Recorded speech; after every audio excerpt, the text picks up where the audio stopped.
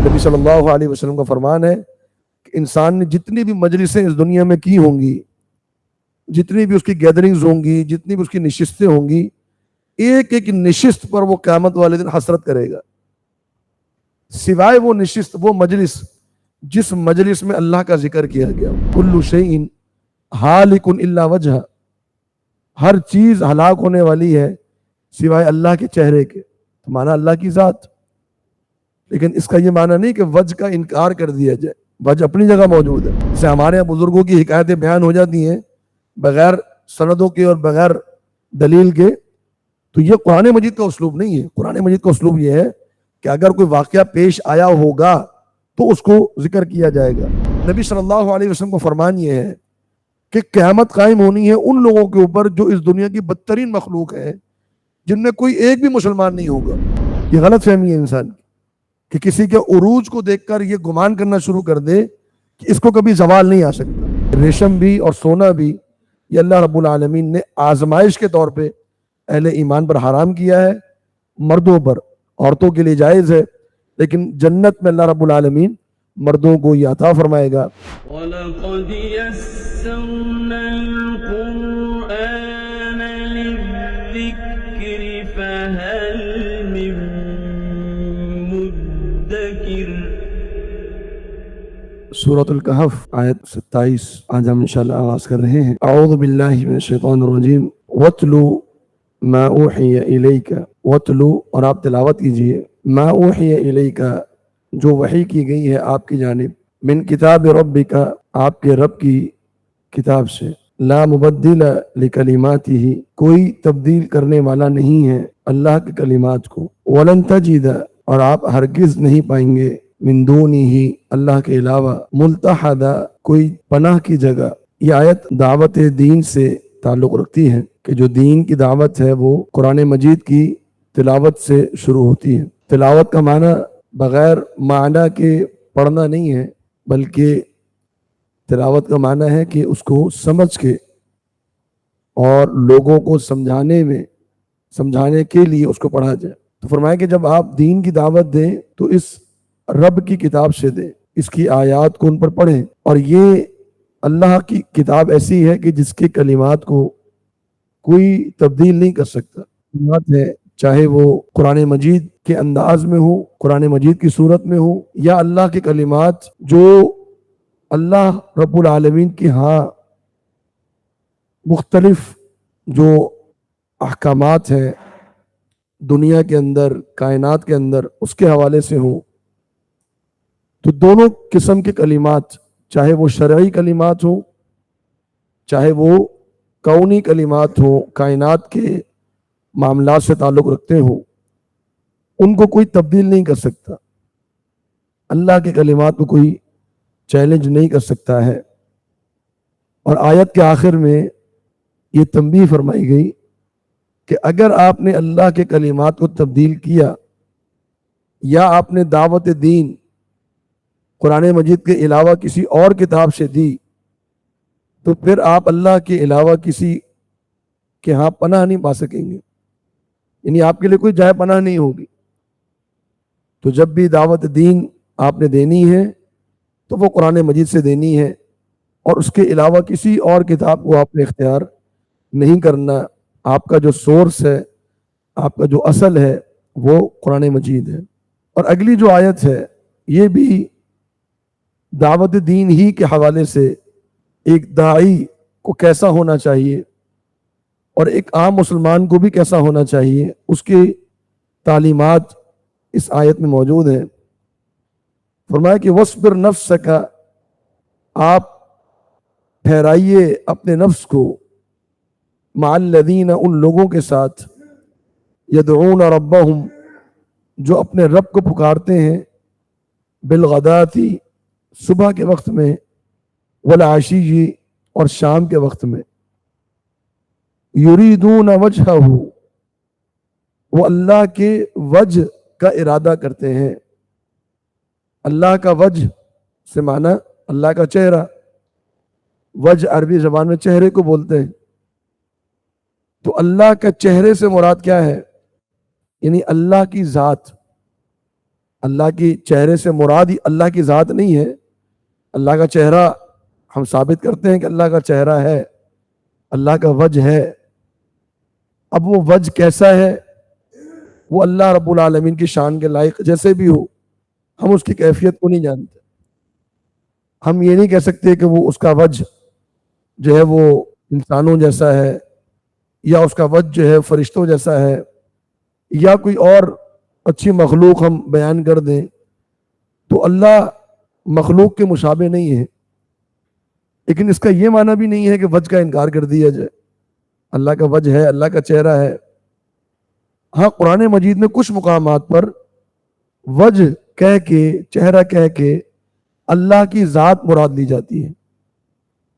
جیسا قرآن مجید میں ہے کہ کل من علیہا فان ویبقى وجہ ربک ذو الجلال والاکرام, کہ اس دنیا میں جو بھی لوگ ہیں, جتنی بھی مخلوقات ہیں, سب فنا ہو جائیں گی سوائے تیرے رب کے چہرے کے.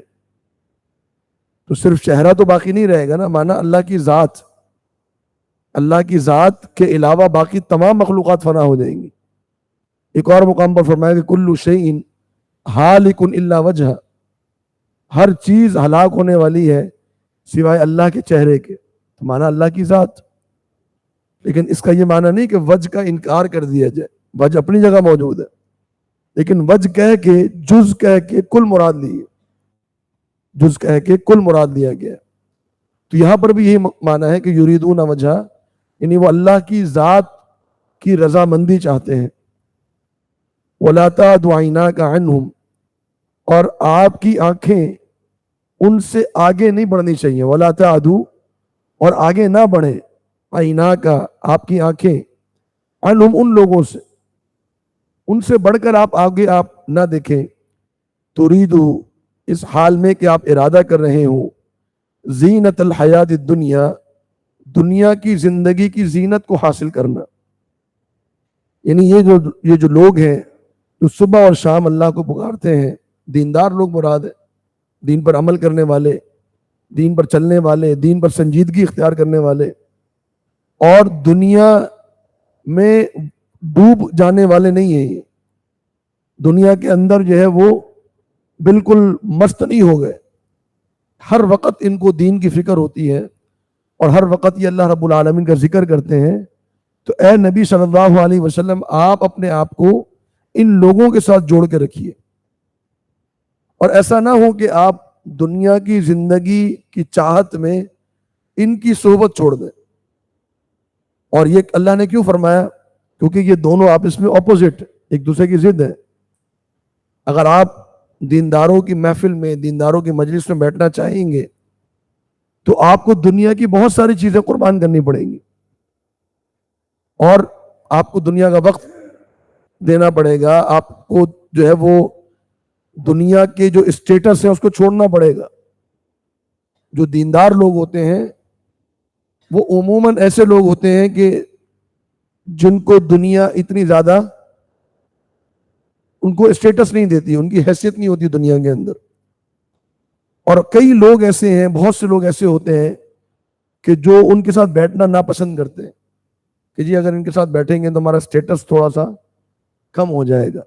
ہم مسجد میں آئیں گے, مدرسے میں آئیں گے, کسی عالم کے ساتھ بیٹھیں گے, کسی طالب علم کے ساتھ بیٹھیں گے, کسی داڑھے والی ملا کے ساتھ بیٹھ جائیں گے, ہماری دوستیاں ان کے ساتھ ہوں گی تو میرا اسٹیٹس کم ہو جائے گا. تو اس اسٹیٹس کو بچانے کے لیے وہ کیا کرتے ہیں کہ ایسی صحبتیں چھوڑ دیتے ہیں. تو اللہ رب العالمین نے نبی صلی اللہ علیہ وسلم کو یہ نصیحت فرمائی ہے کہ آپ نے یہ نہیں کرنا. اور نصیحت نبی صلی اللہ علیہ وسلم کو کی جا رہی ہے, اصل میں مقصود نصیحت ہم لوگ ہیں کہ ہمیں ایسا نہیں کرنا چاہیے. ہاں ہماری دوستیاں یاریاں ہیں اور لوگوں کے ساتھ, محلے دار بھی ہیں, رشتہ دار بھی ہیں, کولیگز بھی ہیں, جان پہچان والے لوگ بھی ہیں, اسٹیٹس والے لوگ بھی ہیں, سلام دعا رکھیں ان کے ساتھ. لیکن زیادہ اٹھنا بیٹھنا نشست جو ہونی چاہیے, جو ہماری صحبت ہونی چاہیے, وہ دیندار لوگوں کے ساتھ ہونی چاہیے. پھر آگے ایک اور اہم نصیحت فرمایا کہ ولا تطع, اور آپ اطاعت نہ کیجیے, آپ فالو نہ کیجیے, من اغفلنا قلبہ عن ذکرنا, اس شخص کی جس کے دل کو ہم نے غافل کر دیا ہے اپنے ذکر سے، واتبع ہواہ، اور وہ اپنی خواہشات کے پیچھے چل رہا ہے، وکان امرہ فرطا، اور اس کا معاملہ حد سے زیادہ بڑھ چکا ہے، وہ بالکل بھٹک چکا ہے. تو آپ اس کے پیچھے نہ چلیں، اس کو فالو نہ کریں، وہ آپ کا آئیڈیل نہیں ہونا چاہیے. جیسے ہمارے آج کل کے خصوصاً نوجوانوں میں لڑکے ہیں یا لڑکیاں ہیں، ان کے آئیڈیل کون ہوتے ہیں؟ ٹک ٹاکرز، اور جو اسپورٹس مین ہوتے ہیں یا اسپورٹس وومن ہوتے ہیں، کھلاڑی، یا کوئی فلم سٹارز ہیں، کوئی سیلیبریٹیز ہیں، وہ ان کو فالو کر رہے ہوتے ہیں. اور یہ وہ لوگ ہیں کہ جو دنیا میں مست ہیں، مگن ہیں، دنیا کی طرف بلانے والے ہیں، اللہ کو بھلا دینے والے ہیں. میں ان کے پیچھے آپ نے نہیں چلنا، اپنے آپ کو ان کے پیچھے چلنے سے روکے گی اپنے آپ کو، ان کی اطاعت آپ نے نہیں کرنی. تو یہاں اطاعت کا لفظ استعمال کیا گیا. اطاعت کا معنی کیا ہے؟ کہ ممکن ہے کہ وہ آپ سے کچھ کرنے کو کہے کہ چھوڑو یہ کام، کیوں تم مسجد جاتے ہو، کیوں تم قرآن پڑھتے ہو، کیوں تم نماز پڑھتے ہو، کیوں تم ملا بن گئے ہو. اس قسم کی باتیں وہ آپ سے کہیں گے. اور ہماری کئی صحبتیں، کئی گیدرنگز ایسی ہوتی ہیں کہ وہاں ہم دین کی بات نہ چاہتے ہوئے بھی نہیں کر پاتے. ایسی گیدرنگ ہوتی ہے، دین کی بات کرنے والا ایسا لگتا ہے جیسے کوئی بیکورڈ آدمی ہے. تو یہ ہماری اس قسم کی بھی گیدرنگز ہوتی ہیں. اس قسم کی صحبتوں سے انسان کو بچنا چاہیے، کیونکہ ایک ایک مجلس انسان کی جو ہے، نبی صلی اللہ علیہ وسلم کا فرمان ہے کہ انسان نے جتنی بھی مجلسیں اس دنیا میں کی ہوں گی، جتنی بھی اس کی گیدرنگز ہوں گی، جتنی بھی اس کی نشستیں ہوں گی، ایک ایک نشست پر وہ قیامت والے دن حسرت کرے گا، سوائے وہ نشست، وہ مجلس جس مجلس میں اللہ کا ذکر کیا گیا ہو. اس کے علاوہ جتنی بھی مجلسیں ہوں گی وہ اس کے لیے قیامت والے دن باعث حسرت ہوں گی. تو یہ ایک بڑی اہم نصیحت تھی ہم سب کے لیے. آگے فرمایا وَقُلِ الْحَقُّ مِنْ رَبِّكُمْ، اور آپ کہہ دیجئے کہ حق تو وہ ہے جو تمہارے رب کی جانب سے ہے. تم جو مرضی کہتے رہو، حق وہی ہے جو اللہ نے نازل فرما دیا ہے. فَمَنْ شَاءَ فَلْيُؤْمِنْ، اور جو چاہے وہ ایمان لے آئے. وَمَنْ شَاءَ فَلْيَكْفُرْ، اور جو چاہے وہ کفر کرے. تو اللہ نے تمہیں مشیت بھی دے دی ہے، اللہ نے ارادہ بھی دے دیا ہے، اور حق بھی دے دیا ہے. اب تمہاری مرضی ہے. جیسا کہ اللہ رب العالمین نے قرآن مجید میں کئی مقامات میں فرمایا کہ ہم نے انسان کو پیدا کیا، ہم نے اس کی زبان بنائی، اس کی آنکھیں بنائی. پھر فرمایا کہ وَهَدَيْنَاهُ السَّبِيلَ إِمَّا شَاكِرًا وَإِمَّا كَفُورًا، ہم نے راستہ سمجھا دیا اس کو، راستہ بتا دیا اس کو. اب چاہے تو راستے پہ چلے، چاہے تو نہ چلے، ارادہ انسان کا ہے. فرمایا لیکن إِنَّا أَعْتَدْنَا لِلظَّالِمِينَ نَارًا، بے شک ہم نے تیار رکھا ہے ظالموں کے لیے جہنم کی آگ. احاط بہم سرادقها، احاط گھیر لیا ہے ان کو، سرادقها اس آگ کی دیواروں نے. سرادق کہتے ہیں قنات کو، جو قناتیں ہوتی ہیں آپ نے دیکھا ہوگا، تو جو عارضی دیواریں ہوتی ہیں. تو فرمایا کہ اس کی قناتوں نے، اس کی دیواروں نے، آگ کی دیواروں نے ان کو گھیر لیا، یعنی یہ دنیا کے اندر اس کی لپیٹ میں آ چکے ہیں، یا قیامت میں ان کو اس آگ میں ڈال دیا جائے گا. وَإِن يَسْتَغِيثُوا، اور اگر یہ پانی طلب کریں گے، يُغَاثُوا بِمَاءٍ، تو ان کو ایسا پانی دیا جائے گا کالمہل، جو مہل کی طرح ہوگا. مہل کہتے ہیں جو تیل کو جب خوب گرم کیا جائے تو تیل اڑ جاتا ہے، اور اس کے آخر میں جو تلچھٹ رہ جاتی ہے، جو انتہائی کڑوی اور انتہائی گرم ہوتی ہے، اس طرح کا انتہائی کالا پانی ان کو دیا جائے گا. جو تیل آخر میں رہ جاتا ہے جلنے کے بعد، گرم تیل، وہ کیا ہوگا؟ فرمایا یشف الوجوہ، وہ چہروں کو بھون ڈالے گا. بئس الشراب، بہت ہی برا وہ پینا ہے، بہت ہی برا وہ مشروب ہے. وساءت مرتفقہ، اور بہت ہی برا وہ ٹھکانہ ہے جو جہنم کے اندر ہے. ان الذین آمنوا، بے شک وہ لوگ جو ایمان لائے، وعملوا الصالحات، اور انہوں نے نیک اعمال کیے. انا لا نضيع، بے شک ہم ضائع نہیں کریں گے، اجر من احسن عملا، اس شخص کا اجر جس نے اچھے اعمال کیے ہوں، جو اچھا ہو اعمال کے اعتبار سے، جو اچھے لوگ ہیں ان کے اعمال کو ہم ضائع نہیں کریں گے، جو ایمان لے کر آئے اور جنہوں نے نیک اعمال کیے۔ اولئک، یہی لوگ ہیں، لہم جنات عدن، ان کے لیے ہمیشہ والی جنتیں ہیں، تجری من تحتہم الانہار، ان کے نیچے نہریں بہتی ہوں گی، یحلون فیہا، ان کو زیور پہنایا جائے گا ان جنتوں میں، من اساور، کنگن، من ذہب، سونے کے، ان کو جنت میں سونے کے کنگن پہنائے جائیں گے، اور یہ سونے کے کنگن جو ہیں وہ صرف عورتوں کو نہیں پہنائے جائیں گے بلکہ مردوں کو بھی پہنائے جائیں گے۔ اور حدیث میں آتا ہے کہ نبی صلی اللہ علیہ وسلم نے فرمایا کہ تبلغ حلیۃ المؤمن من حیث یبلغ الوضوء، کہ مومن کا زیور جنت میں وہاں تک ہوگا جہاں تک اس کا وضو پہنچتا ہے، یعنی جتنے اس کے وضو اس کی جگہ ہے، یہ بازو اس کا کونی تک، تو ان بازوؤں میں مکمل کا مکمل اس کو زیور پہنایا جائے گا، اور یہ زیور انتہائی خوبصورت ہوگا، انتہائی آرام دہ ہوگا، اور یہ ان کے لیے ایک اعزاز ہوگا جو اللہ رب العالمین جنت میں نصیب فرمائے گا، اور یہ خالص سونے کا زیور ہوگا۔ سونا اس دنیا میں مردوں پر حرام ہے، ریشم بھی حرام ہے، لیکن یہ دونوں چیزیں اللہ رب العالمین اہل ایمان کو جنت میں عطا فرمائے گا۔ نبی صلی اللہ علیہ وسلم کو فرمانا ہے کہ یہ دونوں چیزیں لہم فی الدنیا ولنا فی الآخرہ، یہ کافروں کے لیے دنیا میں ہے، ہمارے لیے آخرت میں ہے۔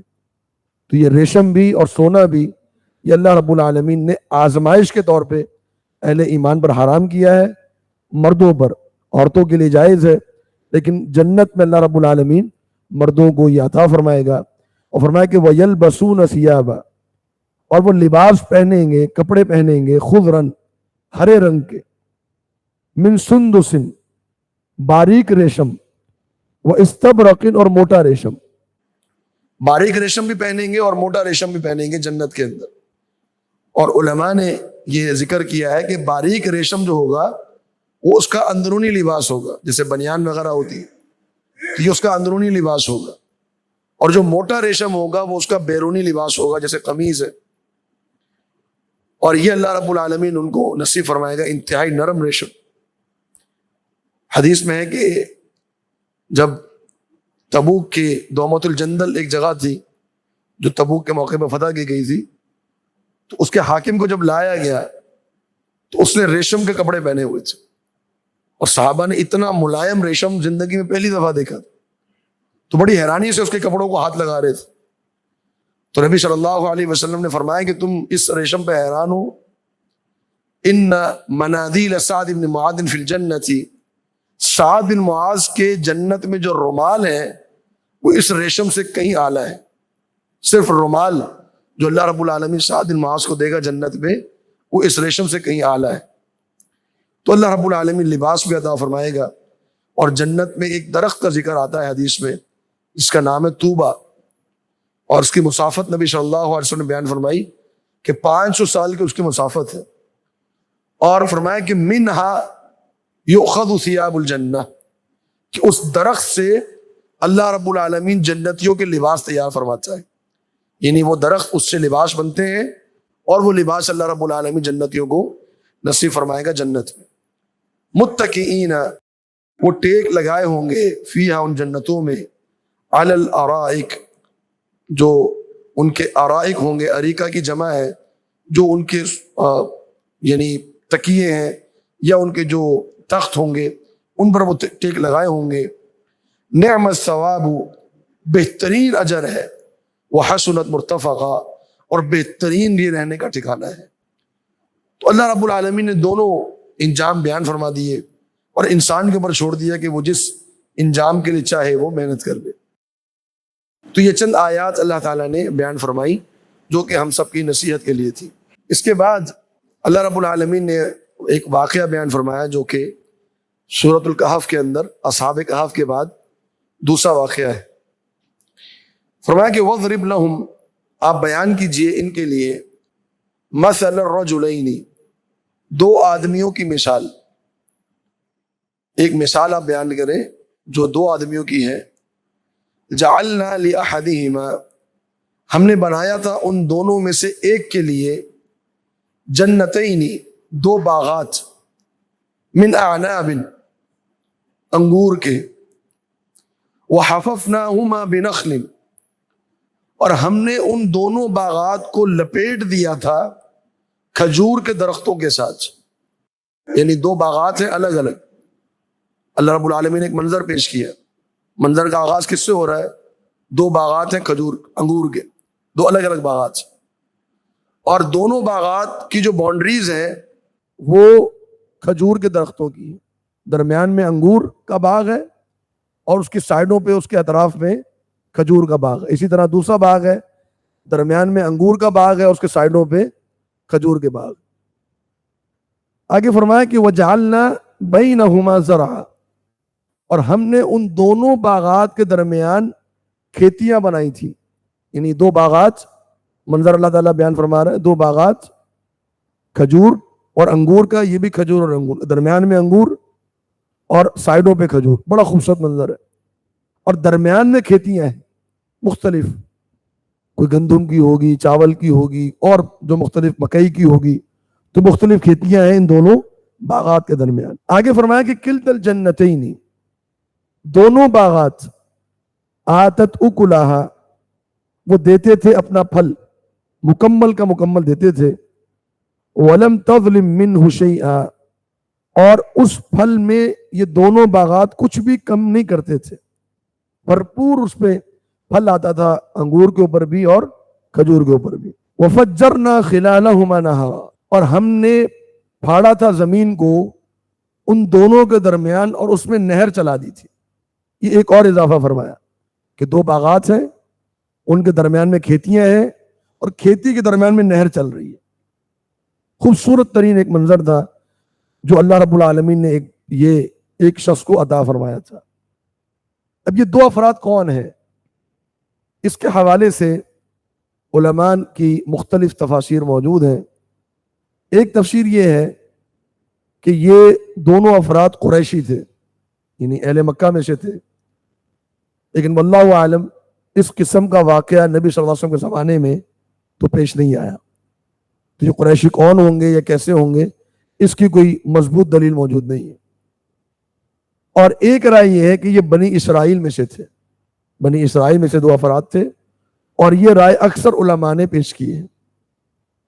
اور ایک تیسری رائے یہ ہے کہ اصل میں یہ دونوں افراد موجود رکھتے ہی نہیں ہیں، یعنی یہ موجود ہی نہیں تھے. اللہ رب العالمین نے بطور مثال کے بیان فرمایا. لیکن واللہ عالم یہ تیسری رائے بہت حد تک کمزور لگتی ہے. اس کی وجہ یہ ہے کہ اللہ رب العالمین اگر مثال بیان فرماتا ہے تو اس کا انداز اور ہوتا ہے، اس میں گفتگو کو بیان نہیں کیا جاتا. یہاں باقاعدہ گفتگو کو بیان کیا جا رہا ہے، ایک گفتگو بیان ہو رہی ہے، اور ایک جو ہے وہ اس کا انجام بیان ہوگا آخر میں جا کے. تو قرآن مجید کا جو اسلوب نہیں ہے کہ وہ ایسی حکایات یا ایسے قصے بیان کرے کہ جو در حقیقت وجود ہی نہیں رکھتے ہوں. یہ قرآن مجید کا اسلوب نہیں ہے. جیسے ہمارے یہاں بزرگوں کی حکایتیں بیان ہو جاتی ہیں بغیر سندوں کے اور بغیر دلیل کے، تو یہ قرآن مجید کا اسلوب نہیں ہے. قرآن مجید کا اسلوب یہ ہے کہ اگر کوئی واقعہ پیش آیا ہوگا تو اس کو ذکر کیا جائے گا. تو اللہ عالم یہ دوسری رائے بہت حد تک مناسب معلوم ہوتی ہے کہ یہ دونوں بنی اسرائیلی تھے. اب ایک شخص کو اللہ رب العالمین نے یہ نعمتیں عطا فرمائی تھی. فرمایا وَكَانَ لَهُ ثَمَرٌ، اور ان دونوں وَكَانَ لَهُ ثَمَرٌ، اور اس کے لیے پھل اگ چکے تھے. اور آپ کو پتا ہے کہ انگور اور کھجور ان دونوں کے پھلوں کا موسم ایک ہی ہے. گرمی کا موسم ہو تو یہ دونوں پھل دیتے ہیں، اور جب دونوں پہ پھل آتا ہے تو کیا خوبصورت منظر ہوتا ہے. انگور کے باغات میں انگور کے خوشے لٹک رہے ہوں اور کھجور کے باغات میں کھجورے کے خوشے لٹک رہے ہوں تو منظر ہی اور دل فریب منظر ہوتا ہے. تو اب یہ اس کا سینہ چوڑا ہو گیا، اب یہ اپنے باغ میں جا رہا ہے، باغ میں پھل لگے ہوئے. فقال لصاحبہ، تو کہنے لگا اپنے صاحب سے. اللہ رب العالمین نے یہاں پر صدیق کا لفظ استعمال نہیں فرمایا. صدیق کہتے ہیں دوست کو، تو صدیق کا لفظ استعمال نہیں فرمایا، فرمایا صاحب. ساتھی تھا، دوست نہیں تھا. دوستوں کے ساتھ معاملات اور طرح کے ہوتے ہیں، تو یہ ساتھی تھا ان کا. تو کہنے لگا وَهُوَ يُحَاوِرُهُ، وہ اپنے اس صاحب سے گفتگو کر رہا تھا تو کہنے لگا انا اکثر منک مالا، میں تم سے زیادہ مال رکھتا ہوں، وَأَعَزُّ نَفَرًا، اور میں تم سے زیادہ معزز ہوں تعداد کے اعتبار سے، میری اولاد بھی ہے، میرا قبیلہ بھی بڑا معزز ہے، اور میں تم سے زیادہ مال رکھتا ہوں. اب دیکھیے اس آیت پہ اگر ہم غور کریں نا تو ایک شخص کا یہ کہنا کہ میں زیادہ مال میرے پاس موجود ہے، اس کے کہنے میں کوئی حرج نہیں ہے، لیکن یہ کہنا کہ میں تم سے زیادہ مال رکھتا ہوں یہ تکبر کی نشانی ہے. ایک ہے مطلقاً کہہ دینا کہ الحمدللہ اللہ نے بڑا مال دیا ہے، الحمدللہ اللہ نے مال دیا ٹھیک ہے، لیکن ایک بندے کو ٹارگٹ کر کے کہنا کہ اللہ نے تم سے زیادہ مجھے مال دیا ہے، اس کا مطلب کیا ہے؟ اس بندے کی تحقیر کرنا، اس کی توہین کرنا. تو یہاں پر اس بندے کا جو اس شخص کا جو اسلوب تھا اور انداز تھا وہ سامنے والے کی تحقیر کرنے والا تھا، اور اسے تحقیر کی گیا تم سے زیادہ میرے پاس مال ہے اور تم سے زیادہ میں معزز آدمی. پھر اللہ رب العالمین نے آگے ایک اور بات ذکر فرمائی، وَدَخَلَ جَنَّتَهُ، وہ اپنے باغ میں داخل ہوا، وَهُوَ ظَالِمٌ لِنَفْسِهِ، اس حال میں کہ وہ اپنے نفس پر ظالم تھا. یعنی کیوں ظالم تھا؟ کیونکہ جب باغ میں داخل ہوا اس نے اللہ کا شکر ادا نہیں کیا. تو اپنی باغ میں داخل ہو رہا ہے، اپنی جو اس کی جائیداد ہے، اپنی جو دولت ہے وہاں پہنچ رہا ہے اور دیکھ رہا ہے اور اللہ کا شکر ادا نہیں کر رہا. پھر کیا کہا اس نے؟ قال، کہنے لگا ما اظن، میں نہیں سمجھتا، ان تبید هذه، کہ اجڑے گا یہ باغ، ابدا، کبھی بھی. میں نہیں سمجھتا کہ یہ باغ کبھی بھی اجڑے گا. یہ باغ جس طرح قائم ہے اور جتنی مضبوطی سے اس پر محنت کی گئی ہے اور نہر چل رہی ہے، پانی آ رہا ہے، اور جتنی یہ زرخیز مٹی ہے، یہ باغ کبھی مٹ ہی نہیں سکتا یہاں سے، ایک باغ کبھی اجڑ ہی نہیں سکتا. پھر کہنے لگا وما اظن الساعة قائمة، اور میرا گمان یہ ہے، اور میں تو خیال نہیں کرتا کہ قیامت نے قائم ہونا ہے، میں نہیں سمجھتا کہ قیامت آئے گی. وَلَئِن رُدِدتُّ إِلَىٰ رَبِّي، اور اگر مجھے لوٹایا گیا میرے رب کی جانب، لَأَجِدَنَّ، تو میں ضرور پاؤں گا، خَيْرًا مِّنْهَا، اس باغ سے بہتر، منقلبا، پلٹنے کی جگہ. اب یہ تیسری بات جو اس نے غلط کہی، دو باتیں پہلے غلط کی اس نے، تیسری یہ بات اس نے غلط کی. کہنے لگا کہ میں نہیں سمجھتا قیامت آئے گی، اور اگر قیامت آئے گی نا اگر، تو مجھے اس باغ سے بہتر اللہ دے دے گا قیامت میں. پہلی بات تو تکبر پر مشتمل تھی کہ تم سے زیادہ مال ہے. دوسری بات اس غلط فہمی پر مشتمل تھی کہ دنیا میں کبھی زوال نہیں آ سکتا. یہ بھی غلطی تھی اس کی، یہ غلط فہمی ہے انسان کی کہ کسی کے عروج کو دیکھ کر یہ گمان کرنا شروع کر دے کہ اس کو کبھی زوال نہیں آ سکتا. اور یہ گمان اللہ رب العالمین نے قرآن مجید میں 3-4 اور لوگوں کا بھی بیان کیا ہے. فرعون کا بھی بیان ہوا، اس کا بھی خیال تھا کہ میری یہ بادشاہت کبھی ختم نہیں ہوگی. قارون کا بھی بیان کیا، اس کا بھی خیال تھا کہ میری یہ دولت کوئی مجھ سے نہیں چھین سکتا. تو یہاں پر بھی اللہ رب العالمین نے فرمایا کہ اس کا بھی یہی اکڑ اور غرور کی وجہ یہ تھی، اس کو لگتا تھا کہ یہ میرا یہ کاروبار، میرا یہ جو باغ ہے، یہ کبھی بھی اجڑ نہیں سکتا. اور تیسری اس کی غلطی جو تھی وہ قیامت میں شک. قیامت کا اس نے مطلقاً رد نہیں کیا، لیکن قیامت میں شک. اور اسی لفظ میں تیسری کلام میں ایک چوتھی غلطی ہے جو کہ عموماً ہمارے یہاں بھی پائی جاتی ہے، اور وہ یہ ہے کہ دنیا کو آخرت پر قیاس کرنا.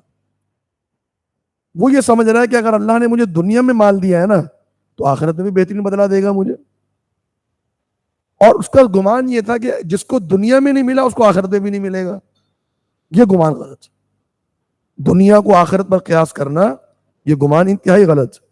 تو یہ چند باتیں اس شخص نے کی جو اللہ رب العالمین نے ذکر فرمائی. یہ ایسا نہیں ہے کہ ایک دفعہ ہوا ہوگا، بلکہ ممکن ہے کہ یہ متواتر کئی دفعہ ہوا ہو. اللہ رب العالمین نے ایک موقع کا کلام اس کا جو ہے وہ ذکر کر دیا. اب اس کے ساتھی کا جو جواب ہے وہ اللہ تعالیٰ نے آگے ذکر فرمایا ہے. قال له صاحبه، کہا اس سے اس کے صاحب نے، وهو يحاوره، اس حال میں کہ وہ اس سے گفتگو کر رہا تھا، اکفرت بالذی، کیا تم نے کفر کر دیا ہے اس ذات کے ساتھ، خلقک من تراب، جس نے تمہیں مٹی سے پیدا کیا، پھر نطفے سے پیدا کیا، ثم سواک رجلا، پھر اس نے تمہیں مکمل آدمی بنا دیا، لیکن هو اللہ، لیکن میں، لیکن یہ ہے اصل میں لیکن انا، تو یہ دو الفاظ مل گئے ہیں، لیکن هو اللہ، لیکن میں جو ہوں وہ اللہ میرا رب ہے، ولا اشرک، اور میں شرک نہیں کرتا، بربی، اپنے رب کے ساتھ، احدا، کسی ایک کو۔ اب یہ جو جواب ہے ساتھی کا، جو اس نے جواباً کہا، تو یہ کچھ عجیب سا جواب ہے۔ اس کی وجہ یہ ہے کہ جو گفتگو ہم نے پڑھی، اس گفتگو میں اللہ کا انکار تو موجود نہیں ہے، اس گفتگو میں اللہ کا انکار نہیں ہے، تو یہاں جواباً یہ کیوں کہا جا رہا ہے کہ تم اللہ کا انکار کیوں کر رہے ہو؟ تو اس کی جو جمع علماء نے ذکر کی ہے وہ یہ ہے کہ دراصل اس نے دو چیزوں میں اللہ رب العالمین کی قدرت کا انکار کیا۔ ایک اس چیز میں کہ یہ باغ کبھی بھی برباد نہیں ہو سکتا، کبھی بھی اجڑ نہیں سکتا، یعنی گویا کہ وہ کہنا چاہ رہا تھا کہ کوئی بھی کچھ بھی کر لے یہ باغ اجڑ نہیں سکتا، تو گویا کہ یہ اللہ رب العالمین کی قدرت کو چیلنج ہے، اللہ کی طاقت کو چیلنج ہے۔ اور دوسرا جو اس نے قیامت کا انکار کیا، ایمان بالآخرت، تو یہ ایمان بالآخرت کا انکار گویا کہ اللہ کا انکار، اللہ کی قوت کا انکار، حالانکہ اس نے رب کے وجود کا اقرار کیا تھا۔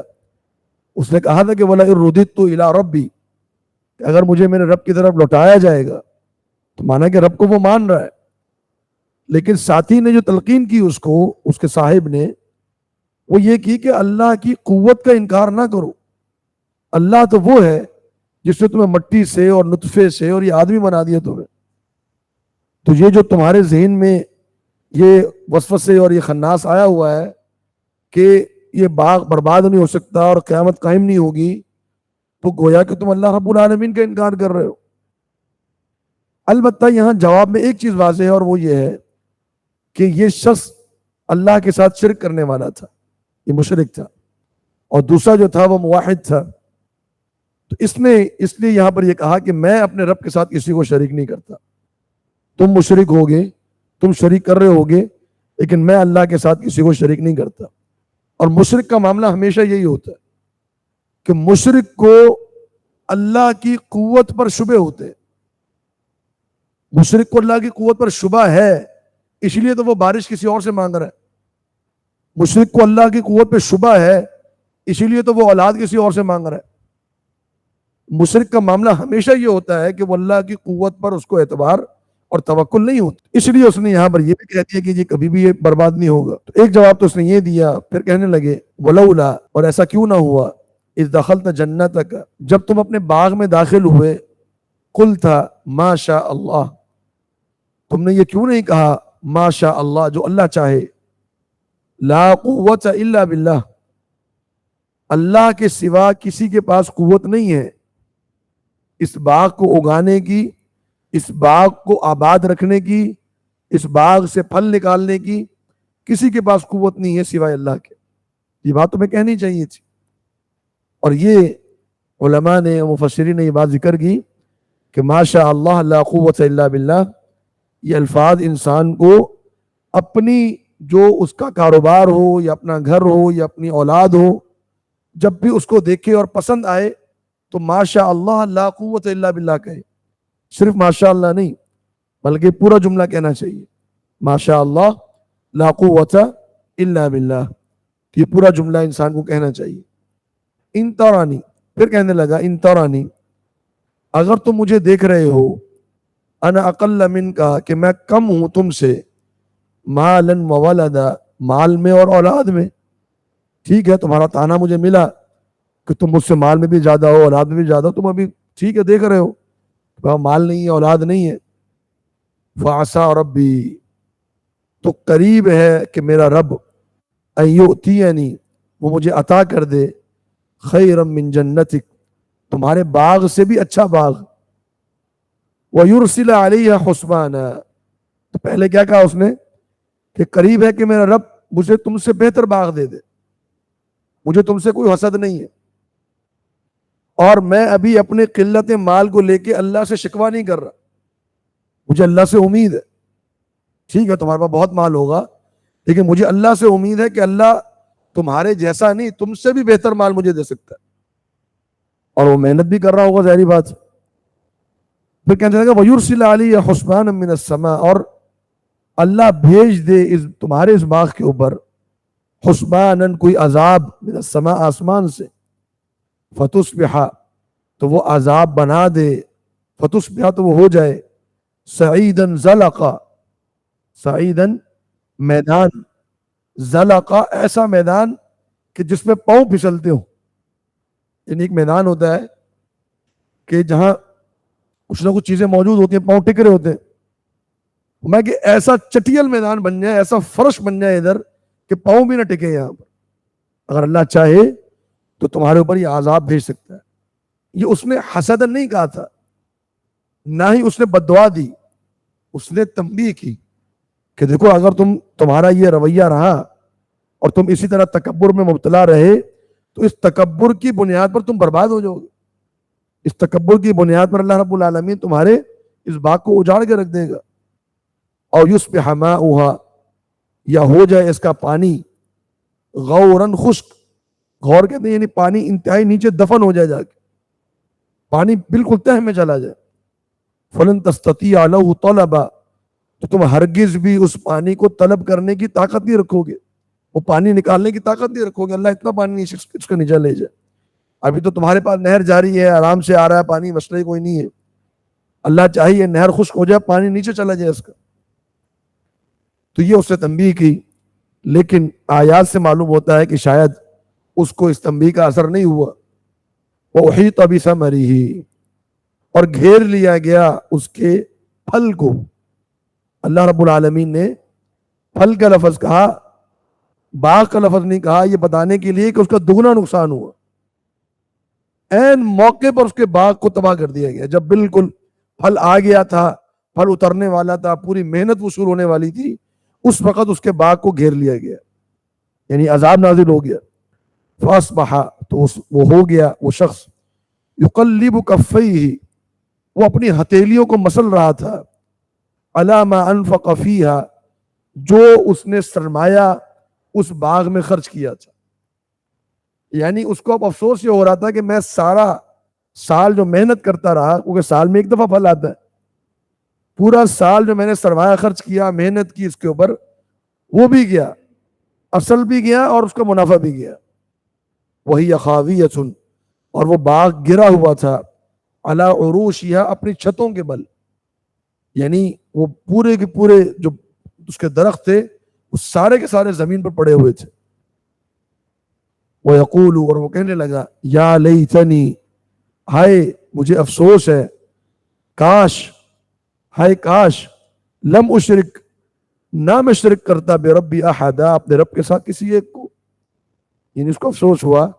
اس کا معنی یہ ہے کہ اس موقع پر ممکن ہے کہ اس نے توبہ کر لی ہو, تو اللہ رب العالمین نے اس کو گرفت فرمائی, اس کی پکڑ کی, اس پکڑ کے نتیجے میں اس کی آنکھیں کھل گئی. پہلے کھل جاتی تو پکڑ سے بچ جاتا, لیکن جب گرفت ہوئی اس کی آنکھیں کھل گئی. کہنے لگا, ہائے کاش کہ میں اللہ کے ساتھ کسی کو شریک نہ کرتا, میرے اس شریک نے میرا کوئی بچاؤ نہیں کیا. وَلَمْ تَكُنْ لَهُ فِئَةٌ, اور وہاں اس کے پاس کوئی جماعت نہیں تھی, يَنْصُرُونَهُ مِن دُونِ اللَّهِ, جو اللہ کے مقابلے میں اس کی مدد کرتی. وَمَا كَانَ مُنْتَصِرًا, اور نہ ہی وہ خود اپنی مدد کرنے پر قادر تھا. نہ وہ خود اپنا انتقام لے سکتا ہے, نہ اس کے پاس کوئی جماعت ہے جو اللہ سے کون انتقام لے. اللہ نے برباد کر دیا, اس کے پورے باغ کو اجاڑ کے رکھ دیا. کیا بگاڑ لیا اس نے؟ اللہ کچھ نہیں بگاڑ سکتا. سارا تکبر اس کا زمین پہ آ گیا. تو یہ معاملہ اللہ رب العالمین نے ذکر فرمایا, اور آخر میں کیا فرمایا, وَهُنَالِكَ, یہاں پر الولایۃ للہ الحق, مدد ثابت ہو گئی اللہ کے لیے جو حق ہے. اللہ الحق کے لیے ولایت ثابت ہو گئی. ولایت کا معنی مدد, دوستی. یعنی اللہ رب العالمین جس کی مدد کرتا ہے, جس کے ساتھ دوستی رکھتا ہے, اصل مدد اس کی ہوتی ہے. وہ خیر ثوابا, اللہ ہی بہترین بدلہ دینے والا ہے. وہ خیر عقبہ, اور بہترین انجام دینے والا ہے. تو اس پورے واقعے کا جو مقصود ہے وہ کیا ہے کہ تکبر انسان کو نہیں کرنا چاہیے. جو بھی اللہ رب العالمین نے اس کو دیا ہوا ہے وہ اللہ رب العالمین جب چاہے گا اسے چھین لے گا. اس کی نظروں کے سامنے وہ پورا کاروبار، وہ پوری فیکٹری، وہ پوری تجارت، وہ پورا باغ، وہ کھیتی نظروں کے سامنے پلٹ کے رکھ دے اللہ رب العالمین، اور وہ بندہ ایک لمحے کے لیے بھی اپنی مدد کرنے پر قادر نہیں ہے. اور دوسری بات یہ کہ جب بھی انسان اپنے کاروبار کو دیکھے تو ماشاء اللہ لا قوت الا باللہ کہے، اور اس کے دل میں یہ عقیدہ ہو کہ دینے والی ذات اللہ کی ہے، میں ایک بے بس آدمی ہوں، میرے ہاتھ میں کچھ نہیں ہے. اور یہی نصیحت اللہ تعالیٰ نے مختلف مقامات میں فرمائی ہے. اور یہ کہ انسان ہمیشہ یہ بات ذہن میں رکھے کہ کوئی بھی چیز کسی بھی موقع پر اجڑ سکتی ہے. بڑی بڑی بستیاں اللہ رب العالمین نے لمحوں میں اجاڑ کے رکھ دی ہیں. بڑی بڑی گردنیں زمین پر پڑی ہوتی ہیں. بڑے بڑے لوگوں کے تکبر جو ہیں وہ پاش پاش ہو کے ریزہ ریزہ ہو کے زمین پر پڑ جاتے ہیں. بڑے بڑے فرعون جو ہیں وہ مٹی میں مل جاتے ہیں. تو انسان کو ہمیشہ اپنی حیثیت، اپنی اوقات اللہ کے مقابلے میں اس کو یاد رکھنی چاہیے. یہ اصل مقصود ہے جو اللہ تعالیٰ نے اس واقعے میں بیان فرمایا. اب آگے اللہ رب العالمین ایک مثال دے کے ہمیں اپنی بات سمجھاتا ہے. وَضْرِبْ لَهُمْ مَثَلَ الْحَيَاةِ الدُّنْيَا، آپ بیان کیجئے ان کے لیے دنیا کی زندگی کی ایک مثال. کما ان کہ دنیا کی زندگی ایک پانی کی مانند ہے. انزلناہ من السماء، جس کو ہم نے نازل کیا ہے آسمان سے. فاختلط بہ، تو مل گئے اس پانی کے ساتھ نبات الارض، زمین کے پیداوار، زمین کا سبزہ. فاصبح ہشیما، پھر وہ ہو گیا ریزہ ریزہ، ٹکڑے ٹکڑے، ریزہ ریزہ. حشیم جو پاؤڈر بن جائے ایک چیز، بالکل ریزہ ریزہ ہو جائے. تذروہ الریاح، جس کو ہوائیں اڑاتی پھر رہی ہیں. وکان اللہ، اور اللہ رب العالمین علی کل شیء مقتدرا، ہر چیز پر مکمل قدرت رکھنے والا ہے. تو دنیا کی زندگی کی مثال ایک جملے میں اللہ رب العالمین نے دی. فرمایا ایسے ہی ہے، ایک کھیتی ہے، اس پہ پانی آتا ہے اور وہ کھیتی اگتی ہے، سبزہ ہوتا ہے، اور پھر وہ سبزہ آہستہ آہستہ وہ پیلا ہونا شروع ہوتا ہے، پک جاتا ہے. اب اس فصل کو آپ جتنا بھی پانی دیں گے وہ دوبارہ ہریالی نہیں آ سکتی، اس کے اندر دوبارہ سبز نہیں ہو سکتی. اس نے اپنی جو ہے وہ گلنے سڑنے کی طرف ہی جانا ہے. آپ اس کو جتنی مرضی خوراک دے دیں، جتنی مرضی اچھی مٹی ڈال دیں، جتنا مرضی فلٹر کیا ہوا پانی ڈال دیں اس کو، اس سبزے نے آخر کار زرد ہو کے ریزہ ریزہ ہونا ہی ہونا ہے.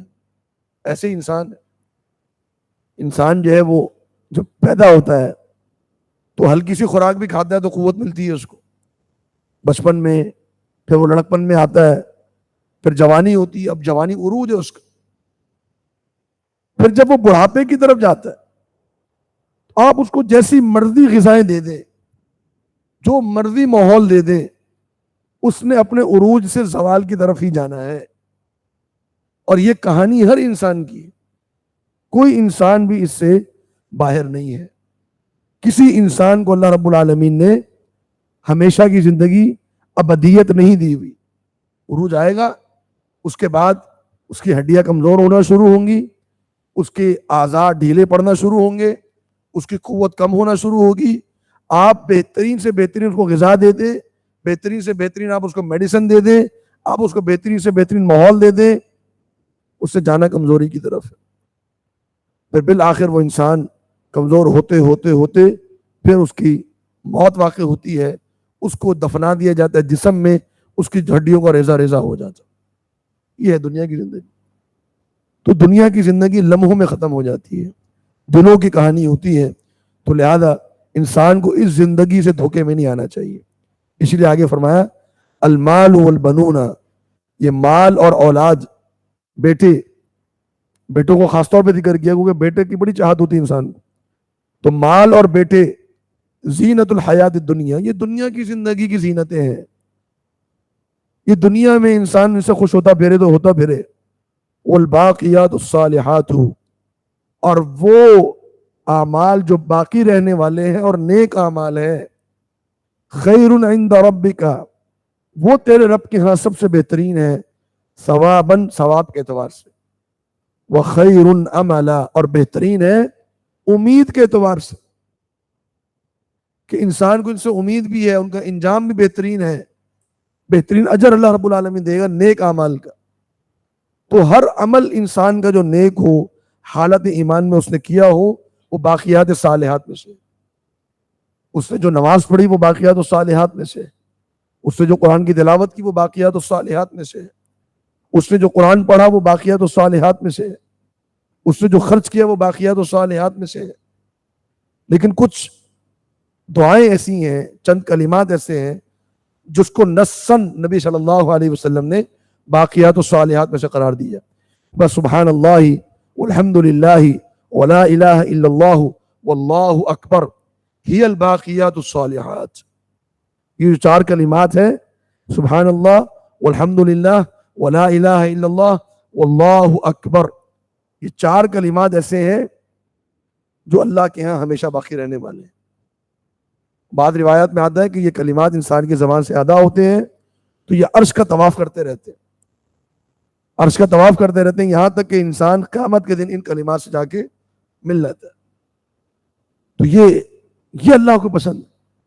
ہم دنیا کی زندگی میں مگن ہیں، اس کے پیچھے پڑے ہوئے ہیں، اس کے لیے محنت کر رہے ہیں، اللہ کو اس سے کوئی سروکار نہیں۔ ہاں، جہاں انسان کی زبان سے سبحان اللہ نکلتا ہے اس کو بڑا پروٹوکول دیا جاتا ہے۔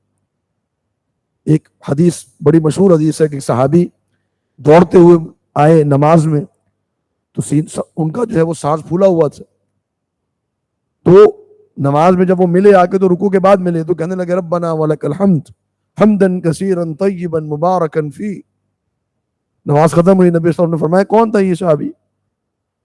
تو وہ ڈر گئے، ظاہر نہ کیا اپنا نام۔ نبی صلی اللہ علیہ وسلم نے جب تیسری دفعہ پوچھا تو کہنے لگے اللہ کے رسول صلی اللہ علیہ وسلم میں تھا، سانس پھولا ہوا تھا، زور سے آواز نکل گئی۔ فرمایا میں نے 32 فرشتوں کو دیکھا، لپکے تھے تمہارے کلمات کی طرف کہ کون ان کلمے کو لے کر اللہ کی طرف لوٹے گا۔ تو یہ پروٹوکول ہوتا ہے، ہمیں نظر نہیں آتا۔ تو انسان کو ان اعمال کی طرف جو نیک اعمال ہیں اس کی طرف توجہ کرنی چاہیے۔ فرمایا کہ وَيَوْمَ نُسَيِّرُ الْجِبَالَ، اور اس دن جب ہم چلائیں گے پہاڑوں کو، وَتَرَى الْأَرْضَ بَارِزَةً، اور آپ دیکھیں گے زمین کو کہ وہ ظاہر ہو چکی ہے، یعنی پہاڑ ہٹ جاتے ہیں، زمین ظاہر ہو گئی۔ وَحَشَرْنَاهُمْ، اور ہم ان سب کو جمع کریں گے، فَلَمْ نُغَادِرْ، ہم نہیں چھوڑیں گے، مِنْهُمْ أَحَدًا، ان میں سے کسی ایک کو۔ یہ جو آیت ہے، اس آیت سے علماء نے یہ استدلال کیا ہے، اور بڑا اہم استدلال ہے، اور اس سے بسا اوقات قرآن مجید کی بہت سی آیات ہمیں سمجھ میں آ جاتی ہیں۔ بہت سے لوگ یہ سمجھتے ہیں کہ جو قیامت کا زلزلہ ہے اور یہ جو سورج کا ٹوٹنا ہے، پھٹنا ہے، آسمان کا پھٹنا ہے، یہ واقع ہوگا پہلے نفخے کے وقت۔ جب پہلا نفخہ اسرافیل علیہ السلام پھونکیں گے اور سب کی موت ہوگی، تو بہت سے لوگ یہ سمجھتے ہیں، بلکہ اکثریت یہ سمجھتی ہے کہ اس کا معنی یہ ہے کہ وہ ساری زمین و آسمان تہہ و بالا ہو جائے گی، پوری کائنات ختم ہو جائے گی، پھر دوسرے نفخے پر نئی زمین بنائی جائے گی۔ لیکن بعض علماء کی رائے ہے کہ جب پہلا نفخہ پھونکا جائے گا تو زمین و آسمان کو کچھ نہیں ہوگا، بلکہ صرف جو مخلوقات ہیں وہ فنا کر دی جائیں گی، جو زندہ مخلوقات ہیں، جو انسان ہیں، جنات ہیں، فرشتے ہیں، پرندے ہیں، چرند ہیں، جانور ہیں، وہ ان کو موت دے دی جائے گی، حتیٰ کہ خود اسرافیل علیہ السلام کو موت دے دی جائے گی۔ پھر 40 کا وقت گزرے گا، وہ 40 سے کیا مراد ہے؟ بعض روایت اس کی وضاحت نہیں ہے، بعض علماء نے 40 سال ذکر کیے، واللہ عالم۔ اور اس میں کوئی نہیں ہوگا سوائے اللہ کے۔ پھر اللہ رب العالمین اسرافیل علیہ السلام کو زندہ فرمائے گا اور وہ آ کے دوسرا سور پھونکیں گے۔ جب دوسرا سور پھونکیں گے اور لوگ زندہ ہوں گے، اس وقت یہ معاملہ سارے ہوں گے۔ اذا الشمس کورت واذا النجوم انکدرت واذا الجبال سیرت، جب یہ سورج لپیٹ دیا جائے گا، جب یہ ستارے ماند پڑ جائیں گے، اور جب جو ہے وہ واذا العشار عطلت واذا الوحوش حشرت، تو یہ سارے جو مراحل ہوں گے، اور جب سمندر میں آگ لگا دی جائے گی، یہ سارے مراحل اس وقت ہوں گے جب انسانوں کو زندہ کیا جائے گا۔ اذا زلزلت الارض زلزالها واخرجت الارض اثقالها وقال الانسان ما لها، کہ جب زمین کو اندر ایک زلزلہ آئے گا خوفناک قسم کا، جب یہ پہاڑ روئی کی طرح جو ہے وہ آسمان میں اڑ رہے ہوں گے، یا ایھا الناس اتقوا ربکم ان زلزلۃ الساعۃ شیء عظیم، تو یہ جو زلزلہ ہوگا، یہ ساری چیزیں جو ہوں گی یہ اس وقت ہوں گی جب انسانوں کو دوبارہ زندہ کیا جائے گا۔